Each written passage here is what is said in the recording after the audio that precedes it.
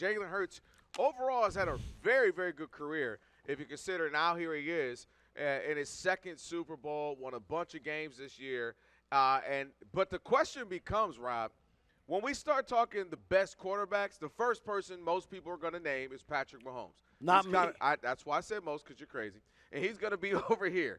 Patrick Mahomes will be there. Then you have tier 2, which would be Joe Burrow, Josh Allen, Lamar Jackson. That's kind of the tier 2, if you will. No, wait a minute. What are you saying? Patrick Mahomes by himself?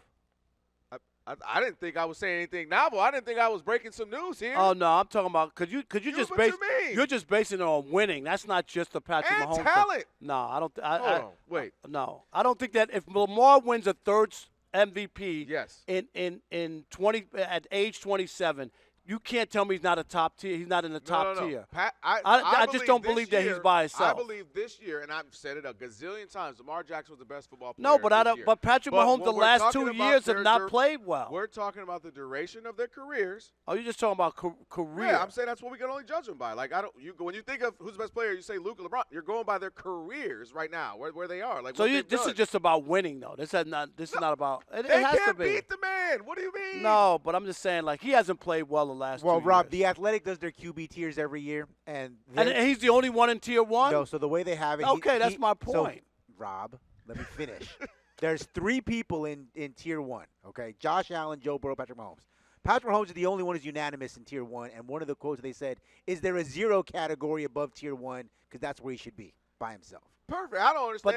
But that's not based on it. That's just the winning part of it. About when I need a winning. No, I'm asking. Yeah, no, it's based on everything, total body of work, accomplishments. Okay, so when it's they not. play him in the one. playoffs. Yeah. Well, I don't understand why that's even debatable. If we talked about his quarterback ability the last 2 years, where would you have him, Rob? I'm just asking you. In the regular season, he hasn't been great. Okay, but 2 years, right? It's not just a one-off. No, for 2 years he's been off. But here's the That's difference. all I'm saying. That's a fair point. I think the reason why he's going to be a tier above these other guys we mentioned is because when it comes down to it, and if they have to win a game, 99.9% of people expect him to win said game. If they lose this game, and I'm Yes. just like I told you about Jared Goff. Okay. And Patrick Mahomes. Please don't compare Jared Goff to Patrick Mahomes. No. Yeah, but he finally has, like, it all just comes undone. You know what I mean? And he has 2 picks, and he just doesn't perform well, and they lose or whatever. I bet you, I guarantee you, the narrative would be different. You think if he just happens to lose this game, yep, it's going to change he doesn't the narrative? And he doesn't play well. Yeah, I do because people.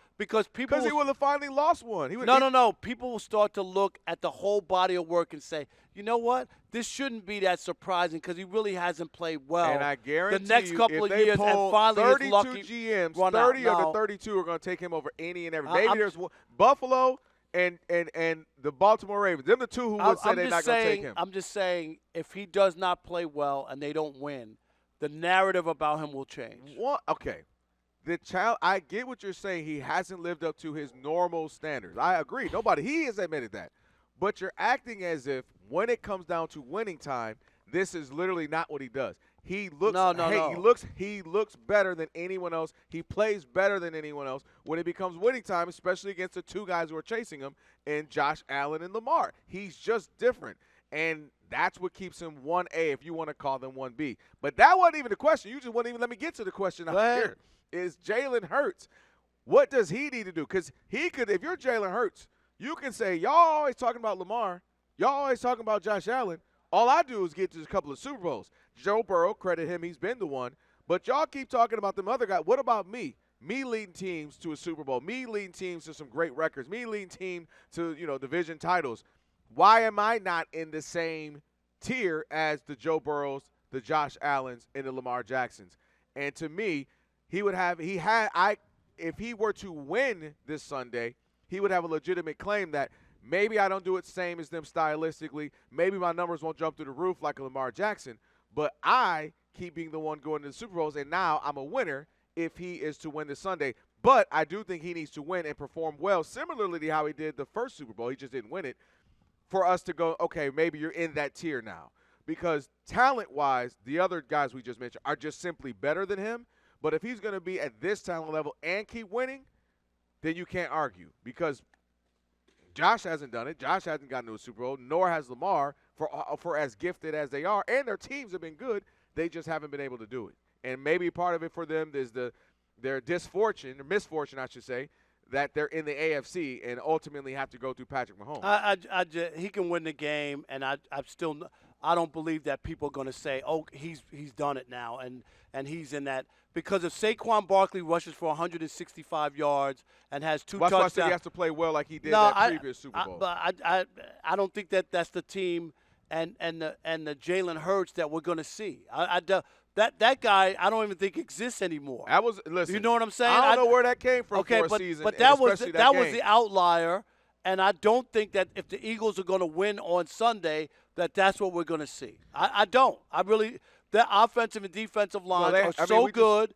They got a running back, and I'm not saying that he's not going to be a part of it. But if anybody wins the Super Bowl MVP for winning this game, it's going to be Saquon Barkley. And it has to ultimately because that's. I don't know if it has to because there could be some bad plays. The Chiefs might have won all these one-score games, could finally miss a field goal. But in order to be in that field goal conversation, to your point, Saquon would have to be running for at least minimally. He's averaging $130 throughout the season. Yeah, but he's going to have to give him $150 because their offense isn't built to succeed without him being that. They're not built for that, right? And the Chiefs have done. But I'm saying to you that I understand.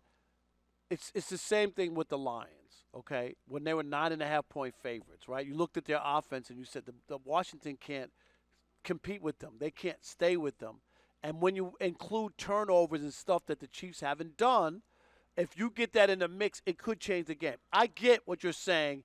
I'm saying in the traditional sense, everything is everything. And nobody makes any mistakes or whatever. Even if I give you a mistake or two, because that's part of the game. But that doesn't, not 5, But that doesn't mean that if they turn the ball over, Jalen Hurts could do a tush push and get 2 touchdowns up close, and he's not throwing for a lot of yards, and he doesn't have gaudy numbers. You know what I mean? Yeah. And Saquon I get what you're saying. I just think in a conventional setting, way.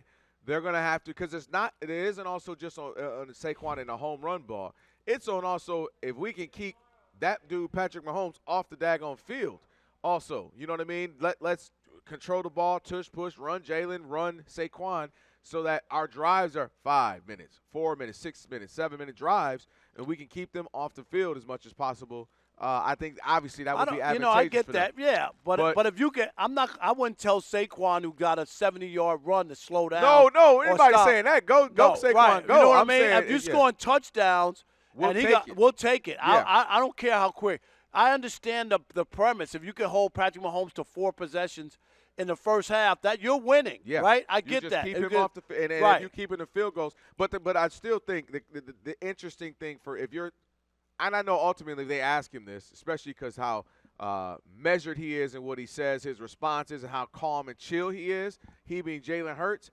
Jalen, does it bother you that you're not mentioned with the Patricks, with the Joshes, with the Burrows, with the Lamars?